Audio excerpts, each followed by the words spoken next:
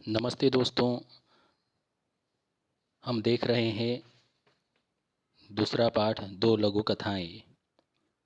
उसमें से एक लघु कथा हमने देखी जिसका नाम था नींव। आज हम जो कहानी देखेंगे, जो लघु कथा देखेंगे, उसका नाम है जीभ का वर्चस्व। तो चलिए देखते हैं जानकारी। दोस्तों, पंक्तिबद्ध और एकजुट रहने के कारण लघु कथा का नाम है जीभ का वर्चस्व। पंक्तिबद्ध और एकजुट रहने के कारण दांत बहुत दुस्साहसी हो गए थे। अति साहसी, दुस्साहसी का मतलब है अति साहसी।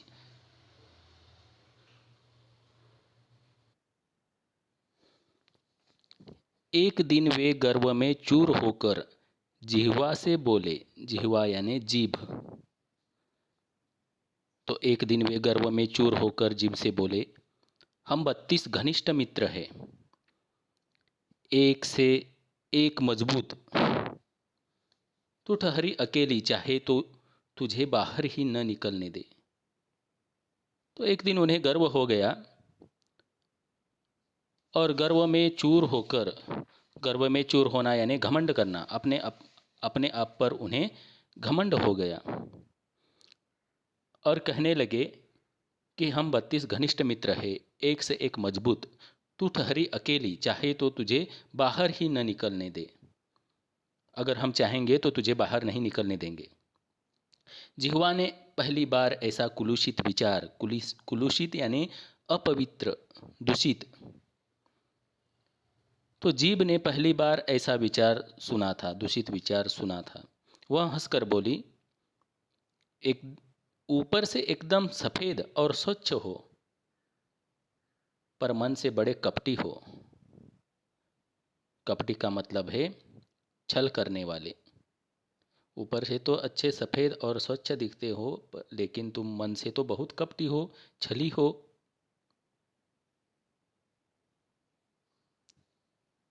तो दांत क्या कहते हैं, देखिए आगे। ऊपर से स्वच्छ और अंदर से काले घोषित करने वाली जीभ वाचालता छोड़। वाचालता यानी तुम्हारी बात करने की होशियारी छोड़ दे। इस तरह दांत कहते हैं कि अपनी औकात में रहे।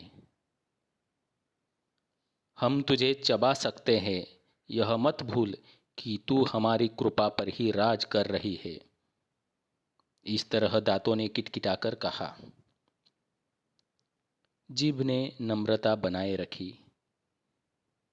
किंतु उत्तर दिया, दूसरों को चबा जाने की ललक रखने वाले, ललक यानी इच्छा, दूसरों को चबा जाने की इच्छा रखने वाले बहुत जल्दी टूटते भी हैं। सामने वाले तो और जल्दी गिर जाते हैं। तुम लोग अवसरवादी हो। अवसरवादी का मतलब है स्वार्थी, मतलबी। तो जीभ कहती है, जिह्वा कहती है कि तुम लोग स्वार्थी हो, मतलबी हो। मनुष्य का साथ तभी तक देते हो जब तक वह जवान रहता है। वृद्धावस्था में उसे असहाय छोड़कर चल देते हो।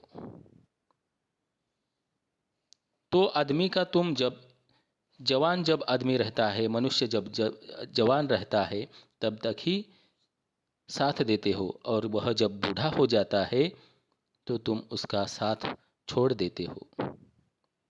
तो इस तरह तुम स्वार्थी हो, मतलबी हो। शक्तिशाली दांत भी आखिर अपनी हार क्यों मानने लगे।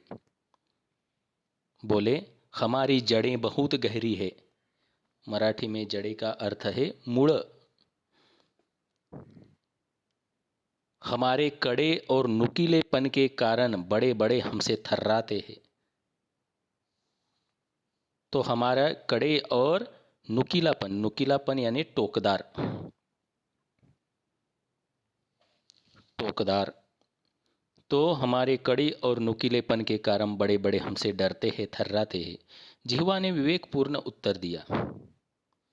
जिह्वा ने विवेकपूर्ण उत्तर दिया,